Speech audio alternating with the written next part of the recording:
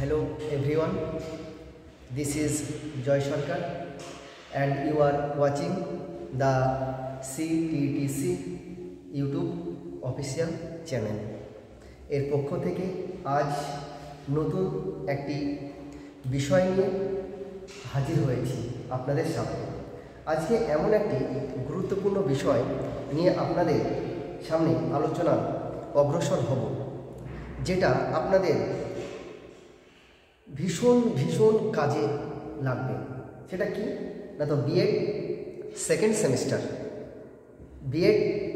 Semester method subject যাদের Bengali, তাদের একটি বলতে পারেন যে খুশির খবর নিয়ে চলে এসেছি। অর্থাৎ তাদের জন্য সাজেশন নিয়ে আমি হাজির হয়েছি। ঠিক আছে, তাহলে এটা আপনাদের অত্যন্ত একটি কার্যকারী বিষয়, যেটা আপনারা অনেকেই ভাবছেন যে কি পড়ব না পড়ব, কোন কোশ্চেন পড়লে কমন পাবো, সেগুলো কিন্তু আপনাদের মনের মধ্যে কিন্তু একটা দোলাচল কাজ করছে। তো আজকে কিন্তু আমি সেই বিষয়ে আপনাদের সামনে আলোচনা করব। তো চলুন দেখি, কথা না বাড়িয়ে। তো দেখুন, এখানে আমি এটা লিখেছি যে বিএড সেকেন্ড সেমিস্টার, এটা হচ্ছে কোর্স কোড 1.2.7a। এটা হচ্ছে কি, যে এটা হচ্ছে কোর্স নেম, যে কি pedagogy of school subject part 1 Bengali. কি না, তো এটা হচ্ছে বেঙ্গলি। যাদের মেথড সাবজেক্ট একমাত্র বাংলা, তারাই হচ্ছে কি না, তো এই সাজেশনটা পড়বে এবং পড়লে কিন্তু আপনাদের অত্যন্ত কাজে দেবে পরীক্ষায়। আর বেশি দিন তো যেহেতু পরীক্ষা নেই, চলে এসছে মাঝে আর 13-14টা দিন, তো অতএব আপনারা এই সাজেশনটাকে দেখবেন, খুঁটিয়ে দেখবেন বা পড়বেন একটু। আচ্ছা দেখুন, যেটা বেঙ্গলি সাজেশন 2024। দেখুন যে আপনারা নিশ্চয়ই জানেন যে কোশ্চেন যে প্যাটার্ন বা কোশ্চেনের যে মডেল, সেটা হচ্ছে কি, আমরা দেখেছি যে 3টে বিভাগে, যেহেতু এটা 35 মার্কসের এক্সাম হয়, কত না তো 35 মার্কস, কত না তো হচ্ছে 35 মার্কসের এই মেথড সাবজেক্টটা হয়। তাহলে টাইম কত থাকে না, তো 1 ঘন্টা 30 মিনিট। তাহলে এখানে কটা বিভাগে প্রশ্ন থাকে? 3টে বিভাগে কিন্তু প্রশ্ন থাকবে। কি কি না, তো বিভাগ ক, এই বিভাগ ক এ কটা থাকে না, তো টোটাল 7খানা কোশ্চেন থাকে। করতে হয় কটা না, তো 5টা। তাহলে 5 দুগুণে 10, তাহলে প্রত্যেকটা কোশ্চেনের মান কিন্তু 2 করে। ঠিক আছে, তেমনই ভাবে এখানে বিভাগ খ, বিভাগ খয়ে কোশ্চেনের মান কত, মানে কোশ্চেন কত থাকে না, তো দেখুন এখানে মার্কটা কত থাকে, বিভাগ খয়ে 15 মার্ক থাকে। কত মার্ক? 15 মার্ক। ঠিক আছে, তাহলে এখানে একটা কোশ্চেনের মান কিন্তু 5। এখানে ওয়ার্ড লিমিটেড থাকে, 150খানা ওয়ার্ডের মধ্যে আপনাকে লিখতে হবে। উপরে যেন না যায় 150টা ওয়ার্ডের, কিন্তু সবসময় যেন নিচে থাকে, এটা আপনাদের ভাবতে হবে। আচ্ছা, তাহলে এখানে কটা, এখানে টোটাল 3খানা কোশ্চেনের উত্তর দিতে হবে। থাকবে কটা? থাকবে আপনার অনলি 6টা। অনলি কটা থাকবে? 6টা। হ্যাঁ, 6টাই থাকবে সম্ভবত। আর এখানে আমরা দেখতে পাবো যে বিভাগ গ, এই বিভাগ গয়ে একটা কোশ্চেনের মান কত? 10। একটা কোশ্চেনের মান 10। তাহলে ওখানে ওয়ার্ড লিমিটেড আছে, ওয়ার্ড লিমিট করে দিয়েছে। অর্থাৎ কতটা শব্দের মধ্যে আপনাকে লিখতে হবে, লেখা থাকবে, আপনারা যদিও দেখতে পাবেন।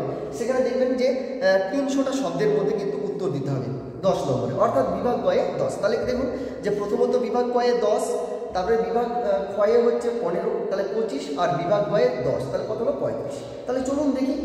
আচ্ছা দেখুন, এটা বিভাগ গ। এখানে আমি লিখেছি বিভাগ গ। এখানে কি, যে 5 × 2, অর্থাৎ যে 5টা কোশ্চেন মান 2, অর্থাৎ 5 দুগুণে 10 সমান কত হলো? 10। তাহলে দেখুন সাজেশনগুলো নিয়ে এসেছি আমি, একটু লিখে দিয়েছি খুব ইম্পর্টেন্ট কোশ্চেনগুলো। আপনাদের এটা খুবই কাজে দিবে আশা করছি। আর আপনারা অবশ্যই এই কোশ্চেনগুলো পড়ে যাবেন আর 100% কমন পেয়ে যাবেন। দেখুন 1 নম্বর কোশ্চেনটা আমি কি লিখেছি, যে এটা লিখেছি যে ত্রিভাষা সূত্র কি।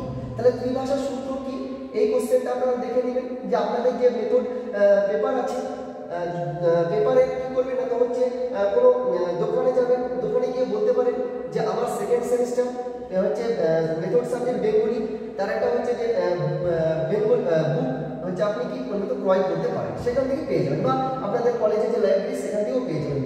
কালেক্ট করবেন বা আপনাদের স্যারকে নোটস দিতে বলবেন, হয়ে যাবে। দেখুন প্রথম কোশ্চেন, ত্রিভাষা সূত্র কি, খুব ইম্পর্টেন্ট কোশ্চেন। দ্বিতীয় নম্বর দেখুন যে মাতৃভাষা মাতৃদুগ্ধ সহ। তাহলে মাতৃভাষা মাতৃদুগ্ধ সহ সংক্ষেপে লিখতে বলেছে, কিন্তু 20টা শব্দের মধ্যে। এখানে বলেছে যে কটা ওয়ার্ড, দেখো 20টা ওয়ার্ডের মধ্যে কিন্তু আপনাকে লিখতে হবে। কটা ওয়ার্ড? দেখো 20টা ওয়ার্ড। তাহলে এখানে দেখো খুব ভেরি ভেরি ইম্পর্টেন্ট, এটা মাতৃভাষা মাতৃদুগ্ধ সহ, এটা খুব ইম্পর্টেন্ট। নেক্সট দেখো 3 নম্বরটা, আদর্শ শিক্ষণ নকশার সংজ্ঞা দিন। এটা কি আছে? আদর্শ শিক্ষণ নকশার সংজ্ঞা চেয়েছে, ঠিক আছে। নেক্সট দেখুন 4টা, একপাক্ষিক শ্রবণ বলতে কি বোঝেন? এটাও দেখুন ইম্পর্টেন্ট আছে, যে একপাক্ষিক শ্রবণ বলতে কি বোঝেন। 5 নম্বরটা দেখুন, যে ভাষার সংজ্ঞা দিন। এটা আছে ভাষার সংজ্ঞা, আপনারা তো ফার্স্ট সেমিস্টারে শিখেছেন ভাষার সংজ্ঞা।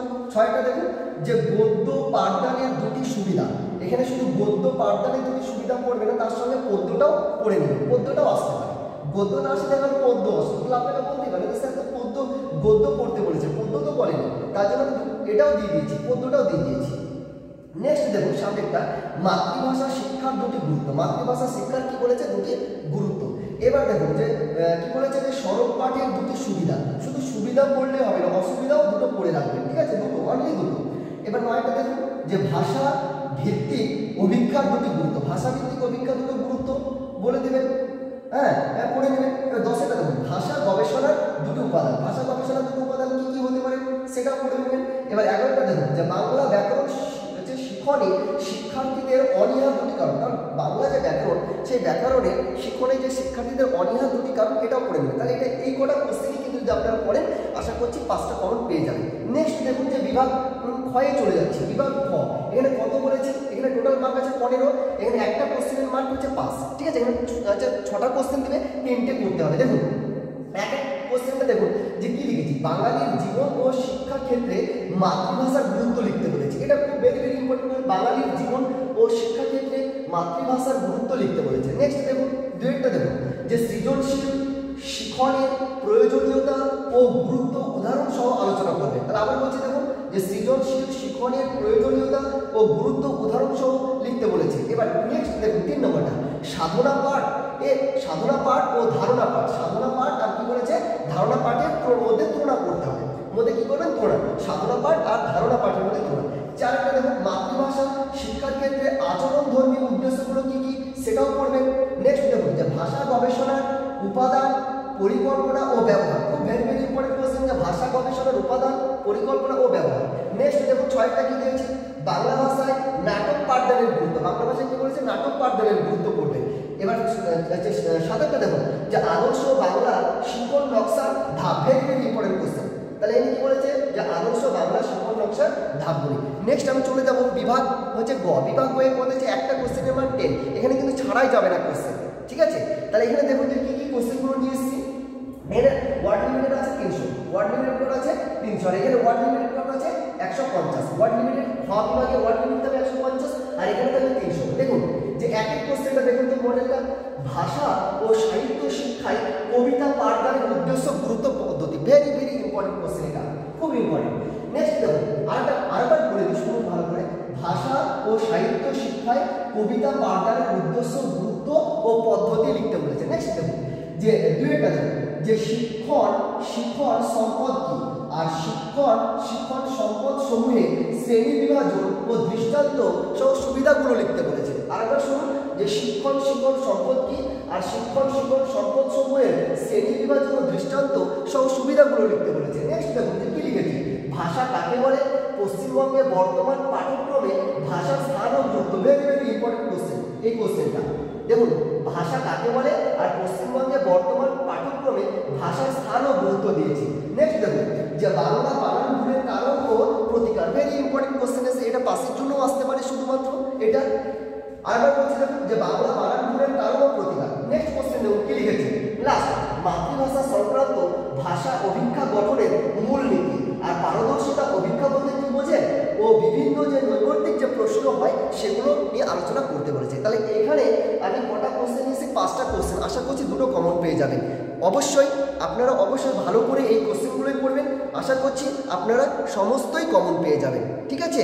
তাহলে আজকে এই পর্যন্ত সমাপ্ত করছি। পরবর্তী ক্লাসে আরও নতুন কিছু নিয়ে হাজির হব। ওকে।